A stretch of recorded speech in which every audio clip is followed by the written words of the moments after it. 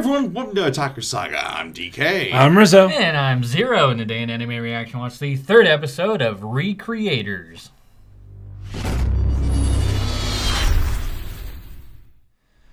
If you want to check out our reaction to the third episode of Recreators, hit that link in the description below. And be sure to give us feedback in the comment section because we love hearing from you. And as always, if you'd like what you see, subscribe to Otaku Saga. And don't forget to like and share our videos. And thanks for watching. So, this episode of Recreators. Oh, explosively. Yeah, so it's basically like...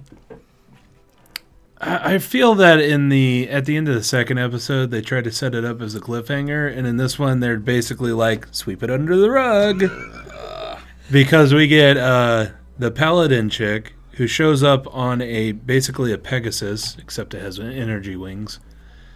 A horse with energy wings that allows it to fly. She literally just shows up, has a little face-off against the Persona guy, and then grabs the magical girl and takes off again. So it was literally like, let's set up this cliffhanger right at the end of the second episode, and then third episode, forget about that shit. Yeah, but here comes Pedo Paladin. Right. But the paladin is working, I guess, for the military princess. I actually really like how you make it seem like it's a bad thing. I don't think it's a bad thing. It was a comical thing for me. It was not necessarily a bad thing. It was just like I was kind of expecting a fight. Thanks. Yeah. The whole it definitely. But the paladin is a boss. Just I'll be taking this. Yoink. Later. But yeah, then they go to a family restaurant with Yuya. Yeah, with Yuya, the Persona guy, the not Persona guy. And I guess they kind of confirm some theories that they have, and he presents them with the theory of having the original creator of the series change their character parameters so that they can gain different powers. Which I'm actually amazed that they didn't think of before, because that was like the first thing that we thought of. When we finally kind of understood how the world worked, that these creations are literally coming to life. First thing right there. Yeah. And basically the rest of the episode is them exploring this. Yeah. This idea. So they go back to the apartment of the light novel author that created Celestia. And they also invite over the illustrator that did all the illustrations for the novels. Yep. We get this nice... that was actually my thought. Marak says, theory, since Celestia is an anime character, the light novel writer can't change her anymore. Oh. It would be somebody who... That was one of the thoughts I had, is that it would have to be somebody who actually deals with the anime. Like perhaps the director or something like that. Director, or maybe like a story, like a writer or something for the anime. That look on her face was like creepy.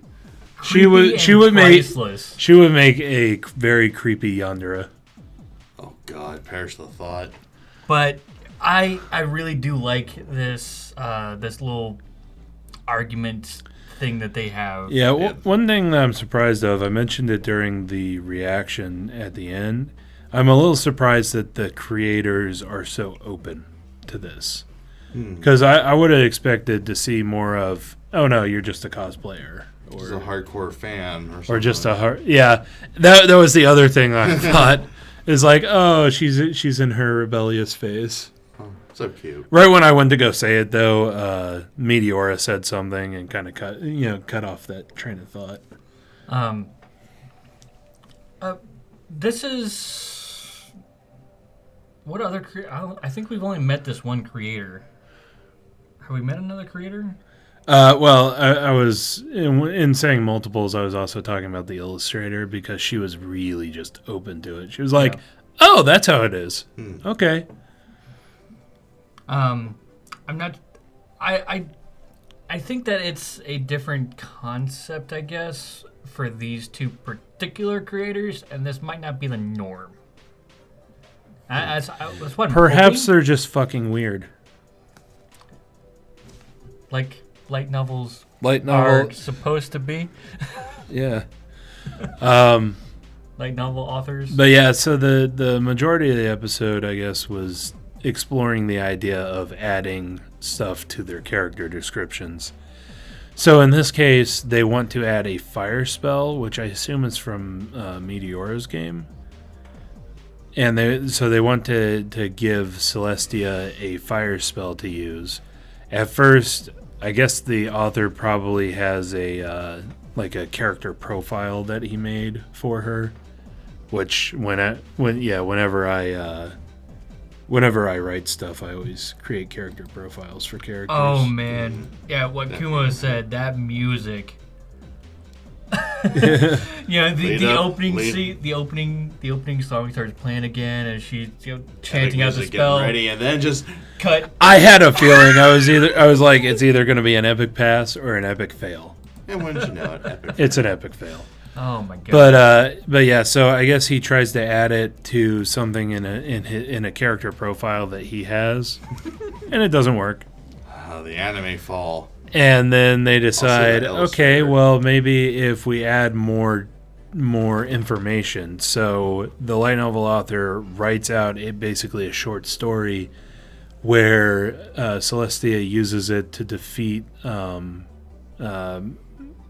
basically enemies that were threatening, like orphans or some shit like that. Mm-hmm. And then the illustrator illustrates, a picture from that short story. Well, at first they tried to have the illustrator just draw a picture, but she kind of needed context, so that's why they had him write out the story. I think Sota mentioned that. I forgot if it was Sota or Yuya who was talking about how it's. Oh, these characters are extremely popular, and it's probably That was Yuya. Yeah. So, with what Yuya, the idea that Yuya had, in order to make this recreation or rewriting possible, is the revision would have to impress as many people as the initial character did, or more. So I guess the character popularity is kind of like their, reception into the world. So their reception as characters is a signal reception for them to come into the world. I'm not sure about coming into the world, because I think that works as a different dynamic. But the idea of changing the world or changing the character as they are in this world would have to be, like I said, revised by impressing the hearts of all those fans. So all the conditions have to be met for a change to happen. Yeah. Yeah. My theory is that Sota's probably the only one who can actually change the creations. Or maybe Celestia, because maybe he's the biggest fan. I don't know if that's necessarily it, but we also get a little. Okay, so we also get a little bit with the military princess, and she's talking up to the sky like she's talking to another person who's a character, and she mentions that she met Sota, and that he had brought like destruction onto them or some shit like that. Destroy the world or something? Yeah, basically he had the power to do that. So I'm wondering if that maybe speaks to some underlying powers that he has. Yeah, that is... Oh boy. Interesting things to think about. I completely forgot about the girl that committed suicide in episode 1 until you just mentioned it, actually. Yeah, we still don't know her name, where she's from, who she is. The only fact that she's in the opening, so she must be a big deal. Yeah. He's part of the world that banished you. So, anyway, the other thing that I wanted to talk about, which we actually saw a screenshot of it earlier, is when the illustrator goes into far too much details about the story that is in the light novels. It's horrible. When Celestia is Good from God. the anime. Oh, I was expecting You would think that the first time that Celestia went, what? You would shut your fucking mouth. You would just stop talking. No. But nope, she goes on to be like, oh, how does it feel to be betrayed by your best friend? Yeah, he totally killed this guy. And after she knows of the situation too. I was a little surprised that it didn't affect her as much as as much as I thought it would. Yeah, I would expect her to be upset or furious. A combination of both. I would expect more upset. I'm not Especially sure. since it sounds like the person who dies is probably one of her friends. Yeah. But she's pretty, you're talking about the creators being kind of open to this whole situation. She took that maybe a little too well in stride, I think. I think so too, but that also might be just because she's a warrior lady. I'm okay with Fair enough. shit like this. Damn. So yeah, betrayal and death, old hat for her. I don't know. I think that little bit might hinder my score of this series actually, because the creator, the illustrator, Celestia, and a couple other people are like far too chill with this. Yeah. Not as emotional as I'd want them to be, but yeah. Yeah, I'm willing to believe, the writer of the series, the author guy, I'm willing to believe him being all chill about it because, let's face it, he's probably a chuny anyway. Deep down. He may not project it anymore, but he probably deep down, he kind of has that kind of root. But I would have expected the illustrator to be a little bit more, skeptical about it. So, I definitely feel at this moment that that's a negative for me for this series. Because there's Celestia being way too chill. There's the illustrator and the author being way too chill about the whole situation. Or lax, really. Yeah. So, I don't know. It just... I don't know. I think that the illustrator runs on the same vein as the creator. So the people in this world, I don't have that much of a problem with. It's the people from the other world coming in because we get this fantastic little bit of emotional argument between Celestia and her creator twice in this episode. Twice. No, yeah, that favorite. Oh, the relationship really is like parent and child. All together now. What? So we do know that she is very emotional and very, has those emotions on her sleeve at some points, but at the same time, she has this moment where it just turns off. She did it in the first episode, and she did it here, and I'm trying to comprehend how that is, but at the same time, I kind of understand it because some people are like that. Yeah. But, I don't know. We'll have to see how much...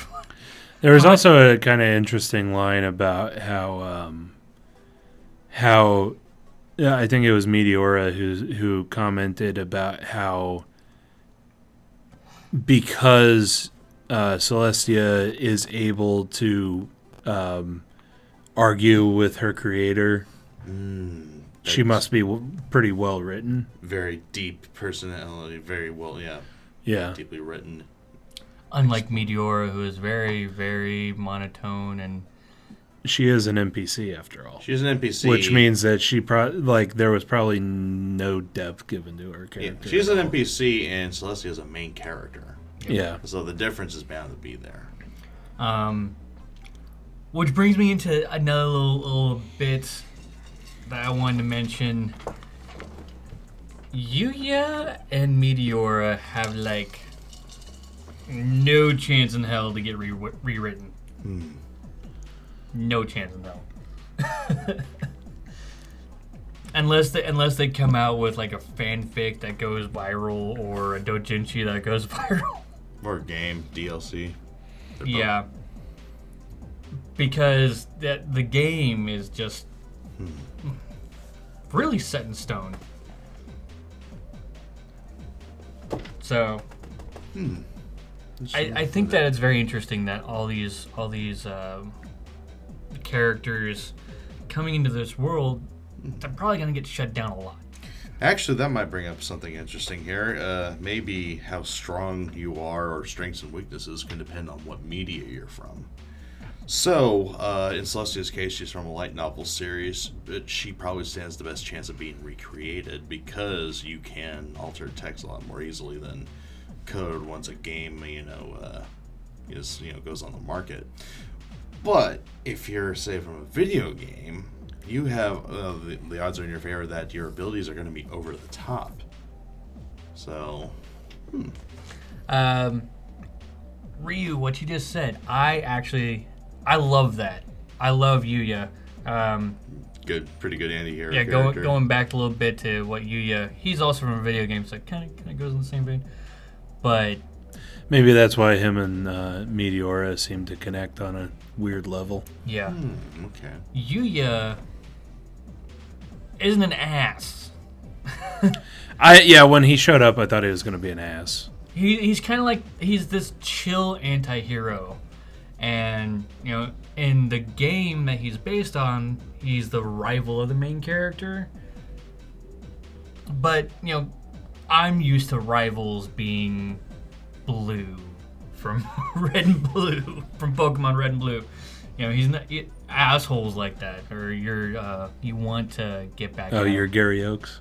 Yeah. You're Gary Oaks. Pretty much. So I'm happy that Yuya is not a total dick. Right. Well, yeah, I mean, he's a good anti-hero character.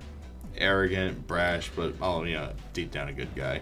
We also know that Meteora was with an old guy when Yuya met with, or not Meteora, Himigimi? The military princess. Mm-hmm. Yeah, military princess. When Yuya met with Himigimi, she was with a old guy.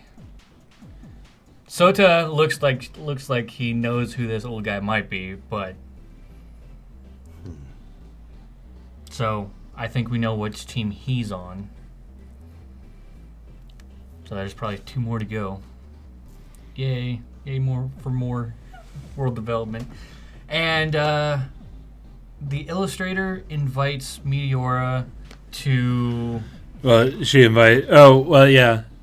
So the illustrator mentions that she recently was contracted by the game company that made the game that Meteora's in. She was contracted by that company to do some illustrations for another game. And so she has a connection to the company. So she is going to allow Meteora to meet her creator by taking her on a tour of the company as a relative. Oh yeah, the coffee thing. I actually thought she was going to be like, "Oh Jesus, what is this? It's so bitter," because he gave it to her black. She takes it black. But yeah, I couldn't imagine a world without coffee. And then we find out... Perish the thought, Rizzo. Oh man. Could you imagine like 12 episodes later into this series and she's just like, fuck the coffee, fuck your spoilers, fuck your creator. That'd be funny as hell. Goes ballistic. And yeah, that's the end of the anime. Because the now- world's been destroyed by an angry and over-caffeinated Celestia. This is a 22 episode series. Oh yeah, too cool. I was talking about halfway through the series, she's just like, fuck all of you. But yeah, so also the illustrator invites Meteora and Celestia to stay with her. Sleepover. Yeah. So they're not sleeping with Sota anymore. You dirty bastards. Damn Totally.